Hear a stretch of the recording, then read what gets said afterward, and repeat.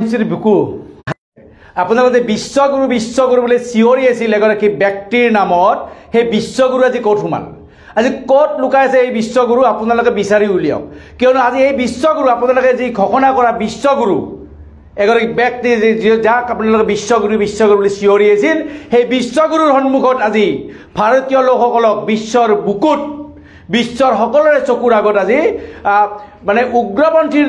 দৰে অপৰাধীৰ দৰে যেনেকুৱা ট্ৰিটমেণ্ট কৰিলে আমেৰিকাই সেই কথা সকলোৱে দেখা পালে হাতত হেণ্ডকাপ লগাই ভৰিত শিকলি লগাই ভাৰতীয়সকলক ভাৰতলৈ খেদি পঠালে আমেৰিকাৰ পৰা আৰু আপোনালোকৰ বিশ্বগুৰুৱে কি কয় আপোনাৰ বিশ্বগুৰুৱে কৈছিল নমস্তে ট্ৰাম্প বুলি চিঞৰি আছিলে নমস্তে ট্ৰাম্প তাৰপিছত তেওঁ এইগৰাকী বিশ্বগুৰুৱে চিঞৰিব গৈছিল অব কি বাৰ ট্ৰাম্প চৰকাৰ এতিয়া ট্ৰাম্প চৰকাৰ হ'ল হোৱাৰ লগে লগে ট্ৰাম্পে কি কৰিলে যে আমেৰিকাত থকা ভাৰতীয়সকলক ভাৰতলৈ খেদি পঠালে মানে সন্মানেও যদি পঠালে হয় তেতিয়াহ'লে আমাৰ ক'বলগীয়া নাছিল এনেকুৱা দুৰ্দৰ্শ অপৰাধীৰ দৰে দুৰ্দৰ্শ উগ্ৰপন্থীৰ দৰে হাতত শিকলি লগাই ভৰিত শিকলি লগাই হেণ্ডকাপ লগাই যেনেকৈ খেদি পঠাইছে এয়া কিন্তু ভাৰতবাসীৰ বাবে সমগ্ৰ বিশ্বৰ সন্মুখত লজ্জাজনক ঘটনা এয়া কিন্তু আচলতে নাবুত নাচুত ঘটনা হৈছে কাৰণ কিয়নো কোনো দেশৰ পৰা এনেকৈ আচলতে ভাৰতবাসীক কেতিয়ালৈকে অপমান কৰিবলৈ সাহস হোৱা নাছিলে আমেৰিকাই বহুতবাৰ চেষ্টা কৰিছিলে ভাৰতক চকুৰে ৰঙা চকু দেখাবলৈ কিন্তু এটা সময়ত 1971ত ইন্দিৰা গান্ধী ডাঙৰীয়াই নিজে সিদ্ধান্ত লয় আমেৰিকাক অংগুষ্ঠ দেখাই দিছিলে মনমোহন সিং ডাঙৰীয়া যেতিয়া প্ৰধানমন্ত্ৰী আছিল তেতিয়া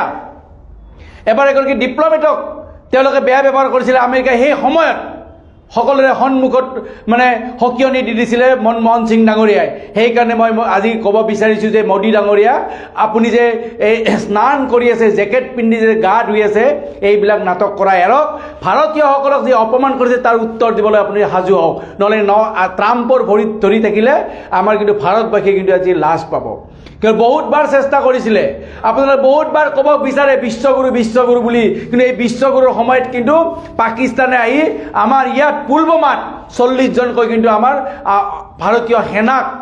হত্যা কৰি থৈ গুচি গ'ল কিন্তু যেতিয়া মনমোহন সিং ডাঙৰীয়া আছিলে তেতিয়া মনমোহন সিং ডাঙৰীয়াই যদি কেতিয়া ভাষণৰ মাজত হাঁহি পেলাইও যদি পাকিস্তানৰ নাম লৈছিল পাকিস্তান তেতিয়া কঁপি উঠিছিলে ভুলতো মনমোহন সিং ডাঙৰীয়াই যদি এবাৰ কাশ্মীৰ জম্মু কাশ্মীৰৰ নামটো যদি এবাৰ মুখত লৈছিল পাকিস্তানৰ হিম্মত হোৱা নাছিল জম্মু কাশ্মীৰৰ ফালে চকু উঠাই চোৱাৰ সেইগৰাকী আছিল প্ৰধানমন্ত্ৰী মনমোহন সিং ডাঙৰ কথা কোৱা নাছিল কিন্তু ডাঙৰ কাম কৰিছিল পাকিস্তানৰ হিম্মত নাছিল মনমোহন সিং ডাঙৰীয়া থাকোঁতে যে কোনোবাই জম্মু কাশ্মীৰত আহি ভাৰতীয় সেনাক গুলিয়াই মাৰিব বা বম ব্লাষ্ট কৰি মাৰিব সেইকাৰণে তথাকথিত আজি বিশ্বগুৰুৰ নাম লৈ যে আপোনালোকে যে ভক্তসকলে যে চিঞৰি পৰিছিল সেই বিশ্বগুৰুক সোধক